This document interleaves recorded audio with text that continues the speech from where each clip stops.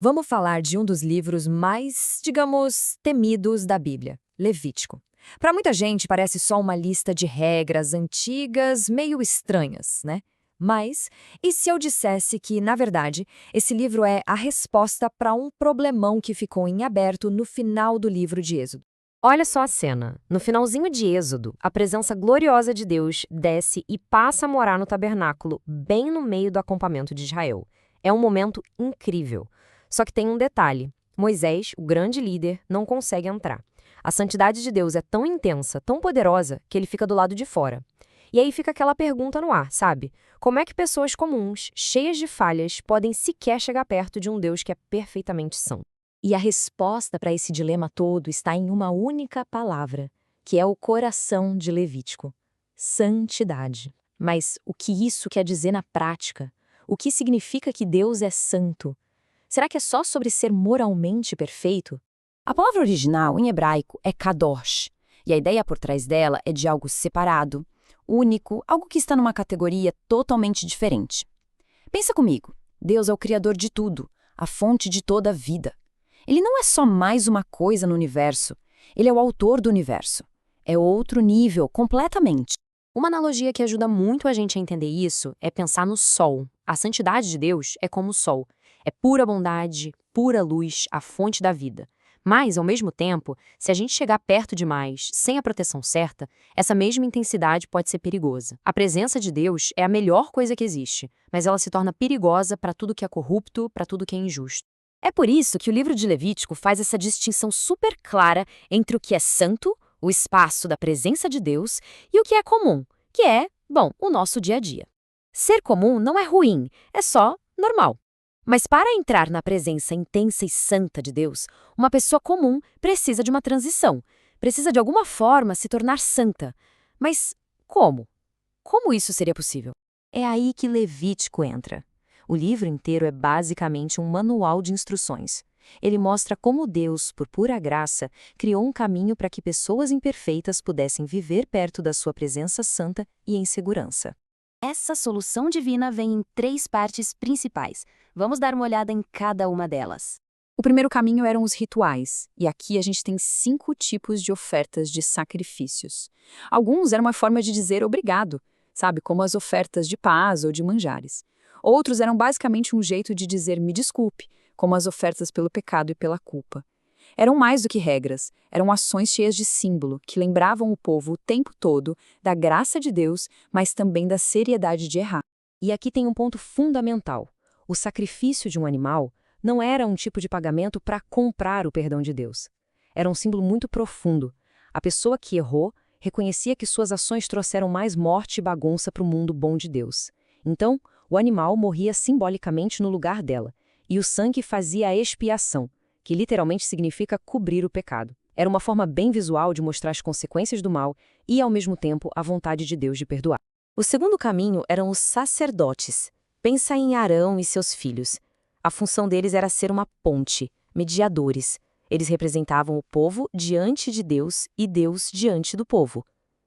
Já parou para pensar na responsabilidade disso? Por estarem tão próximos da santidade de Deus, eles precisavam viver num padrão de integridade moral altíssimo. Isso nos leva à terceira provisão, que talvez seja a parte mais esquisita para a gente hoje: as leis de pureza. Coisas como ter contato com certos fluidos corporais, uma doença de pele, mofo ou tocar num corpo morto, tudo isso podia tornar uma pessoa impura. O mais curioso é que nada disso é pecado, certo? São coisas normais da vida. Então, qual era o problema? Exato. Essa é a grande questão, né? Se não é pecado ter uma doença de pele ou precisar lidar com um corpo, por que isso te tornava impuro e te impedia de se aproximar de Deus? A chave aqui é o simbolismo. A impureza não tinha a ver com o pecado, mas com o que ela representava.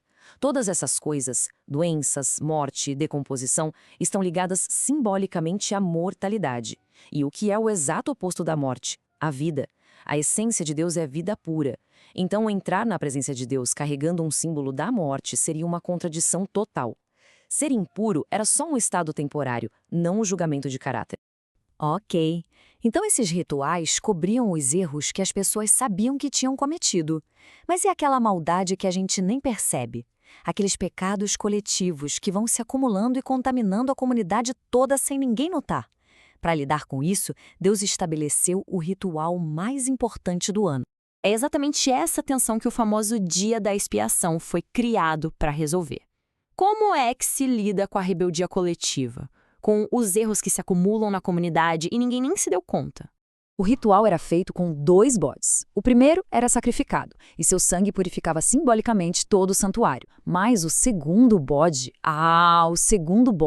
criava uma das imagens mais fortes da Bíblia inteira. O sacerdote colocava as mãos na cabeça dele e confessava todos os pecados de Israel. E então esse bode era enviado para o deserto, para se perder para sempre.